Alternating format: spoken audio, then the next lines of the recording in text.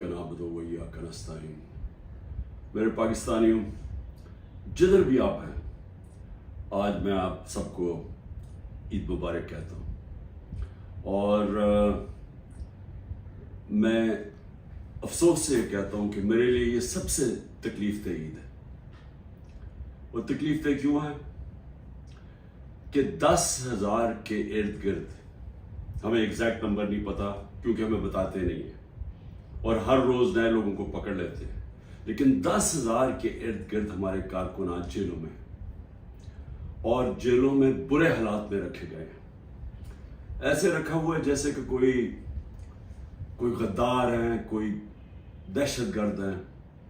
उनको पूरी तरह कोशिश की जा रही है कि उनको इतना उनके ऊपर जुल्म करें या उनको ऐसी बुरी हालात में रखें कि वो मायूस होकर पार्टी छोड़ दें। उनके जो घर वाले हैं, बीवी बच्चे हैं, माँ बाप हैं, वो आज ईद पे क्या कर रहे होंगे, क्या उनके ऊपर गुजर रही होगी, क्योंकि पता ही नहीं है कि कब बाहर आना है। एक बेल से होती है, बाहर निकलते हैं, पुलिस पकड़ के फिर से ले जाती है उनको जेल में, कोई और उनके ऊपर केस बना देती है। कानून के नाम की चीज है कोई नहीं। अब मुकम्मल तौर पे जंगल का कानून है। जो ताकतवर है वो जो मर्जी चाहे वो करे, वो चाहे सुप्रीम कोर्ट के फैसले सुने या ना सुने, अदालतों के जज की बात माने या ना माने, कोई फर्क नहीं उनको पड़ता, क्योंकि इस वक्त जिसके पास ताकत है वो जो मर्जी चाहे कर सकता है। तो इसलिए उनके घरों में क्या गुजरी होगी, ये मेरे जो 10,000 के इर्द गिर्द जो कारकुन इस वक्त जेल में है, मैं इसलिए ये ईद तकलीफ में गुजार रहा हूँ।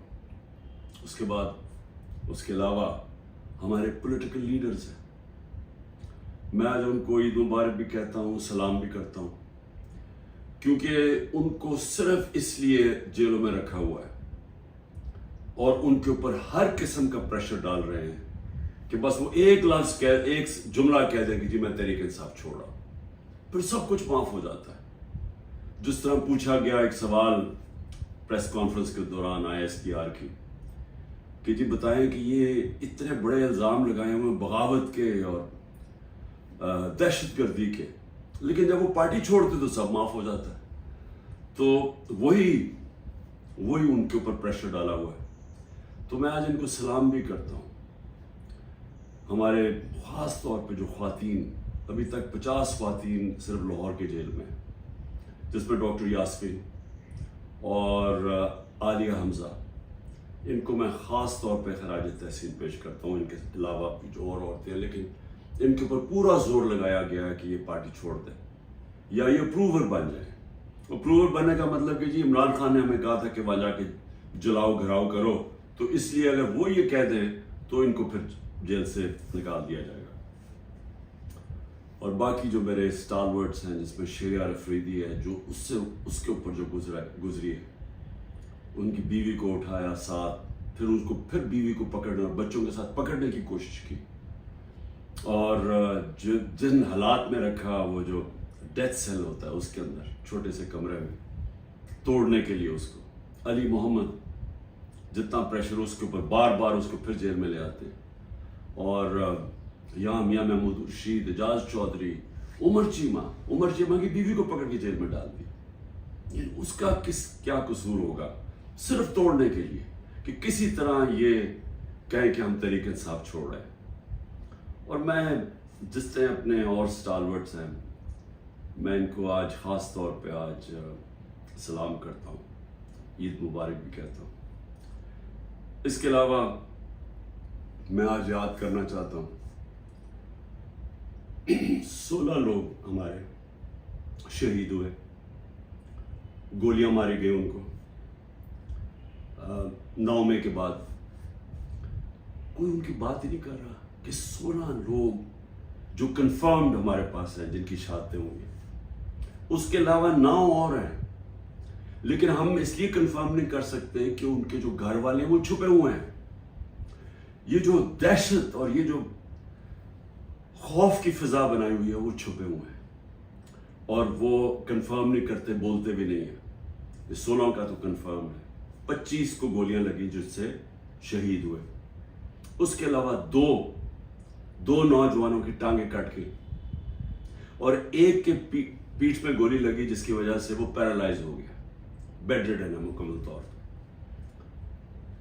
کوئی انویسٹیگیشن نہیں ہوئی, کوئی نام نہیں لیتا. بلڈنگ جلی, میں خود کہتا ہوں کہ ان کے جنہوں نے بلڈنگ جلائی ان کے خلاف ایکشن لینا چاہیے, انہوں نے جرم کیا. لیکن کوئی بات کرے گا کہ کون سے ملک کے اندر آپ 25 لوگوں کو گولیاں مار دیں, 50 اور کو گولیاں لگیں, 50 کو اور گولیاں لگیں, لیکن آپ 25 لوگوں کو قتل کر دیں اور ایک کے پاس فائر آرم نہ ہو. چلیں یا تو ہونا کہ کسی پولیس والوں کو گولیاں لگی, کسی کو گولی نہیں لگی, کیونکہ جب بغاوت ہوتی ہے تو وہ ہاتھوں سے نہیں بغاوت ہوتی. بغاوت جب ہوتی ہے تو وہ ہتھیار ہوتے ہیں آپ کے پاس. یہ کیسی بغاوت ہے کہ کسی کے پاس ہتھیار ہی نہیں تھے؟ کبھی کوئی فوج کے خلاف بغاوت کر سکتا ہے ہاتھوں کے ساتھ؟ ان کے پاس بندوقیں ہیں. ہماری ماشاءاللہ دنیا کی تکڑی ترین فوج ہے. تو اس کیا ہم نے بغاوت کرنی تھی؟ یہ ان لوگوں کو نہاتے لوگوں نے جا کے فوج پہ چڑھائی کر دینی تھی. پرامن احتجاج کرنا جو ہمارا حق ہے. آئین کوئی پاکستان کا ایسا علاقہ نہیں جدھر ہمیں اجازت نہیں ہے پرامن احتجاج کرنے کی. برطانیہ کے اندر جو سب سے ان کی مقدس جگہ ہے ان کا پرائم منسٹر کا ہاؤس ہے 10 ڈاؤننگ سٹریٹ. ہر دوسرے دن وہاں احتجاج ہو رہا ہوتا ہے پرامن. یہ تو جمہوریت کے اندر ہوتا ہے. تو یہاں تو ایسے بنا دیا کہ پرامن احتجاج بھی جو بھی وہ مل گیا کہ کنٹونمنٹ کے اندر وہ سارے دہشت گرد ہیں, بغاوت کر رہے تھے. لیکن کسی نے ابھی تک نہیں, 40 دن ہو گئے ہیں, یہ نہیں پوچھا کہ یہ بھی پاکستانی تھے. جو 25 لوگ ہیں جن کی 16 کی کنفرمڈ شہادتیں ہیں, کوئی پوچھا نہیں. جو بیچارے 2 لوگوں کی زندگیاں ضائع ہو گئی, ان کی ٹانگیں چلی گئی, ایک جو پیرالائز ہو گیا, بستر میں ہو گیا, کسی نے نہیں پوچھا کہ ان کا قصور کیا تھا. اگر یہ پرامن احتجاج کر رہے تھے تو کیسے گولیاں ماری ان کو؟ کیا کسی کے پاس کوئی ہتھیار تھے؟ کسی کے پاس ہتھیار نہیں تھے. اور یہ المیہ ہے ہمارا کہ طاقتور جو فیصلہ کرتا ہے وہی ہوتا ہے. طاقتور نے فیصلہ کیا کہ جناب یہ بغاوت انہوں نے کیا ہے, ان کو مارو. کسی نے نہیں پوچھا کہ ایک مہذب معاشرے میں کیا دوسرے کو بھی وقت ملتا ہے اپنی صفائی پیش کرنے کا؟ پھر صحافیوں سے جو ہو رہا ہے, عمران ریاض غائب ہے, ابھی تک کوئی پتہ نہیں کدھر ہے. 40 دن ہو گئے, ان کے گھر میں بچے ہیں, بیوی ہے. وہ کیا اس کا کیا جرم تھا؟ کیا اس نے بھی بغاوت کی تھی؟ کیا وہ اپنا موقف ہی پیش کر رہا تھا نا؟ تو کون سی جمہوریت میں اس کی اجازت نہیں ہے؟ 4 بڑے بڑے صحافی ملک چھوڑ کے باہر چلے گئے. ایک نے ابھی اعلان کیا ہے, پرانا 50 سال پرانا صحافت کرتا ہے کہ جی میں اب سیاست پہ بات ہی نہیں کروں گا. تو یہ کیوں اتنا خوف ہے؟ کیوں اتنا خوف ہے کہ دوسرا موقف نہ پیش ہو جائے؟ کیوں میڈیا کے اوپر پورا کنٹرول کر لیا ہے کہ سارے میڈیا کا منہ بند کر دیا جائے اور صرف جو سرکاری ورژن ہے وہ صرف میڈیا پہ آئے؟ کیوں ڈر ہے؟ اگر آپ سچ اور حق پہ کھڑے ہیں تو بولنے دو دوسروں کو, آپ ثابت کریں. یہ جو سارے حربے استعمال کیے جا رہے ہیں اس کا صرف ایک مقصد ہے, تحریک انصاف کو ختم کرنا, ملک کی سب سے بڑی جماعت کو توڑنا. ڈرے ہوئے الیکشن سے. اور یہ کب سے شروع ہوا ہے؟ یہ جب سے رجیم چینج ہوئی ہے تب سے یہ پلان بنا ہوا ہے کہ عمران خان کو جنہوں نے ہٹایا انہوں نے اب دوبارہ واپس نہیں آنے دینا. اور ادھر سے دیکھ لیں 25 مئی کو جو انہوں نے کیا کبھی پاکستان کی تاریخ میں نہیں ہوا.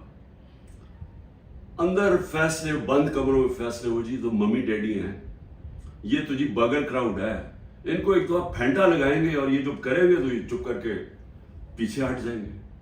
وہ نہیں ہوا. 30 بائی الیکشن جیت گیا 37 میں سے. اس کے بعد مجھے قتل کرنے کی کوشش کی. سب ایک ہی کڑی کا حصہ تھا کہ عمران خان کو اب نہیں آنے دینا. قتل کرنے کی کوشش کی, اللہ نے بچا لیا.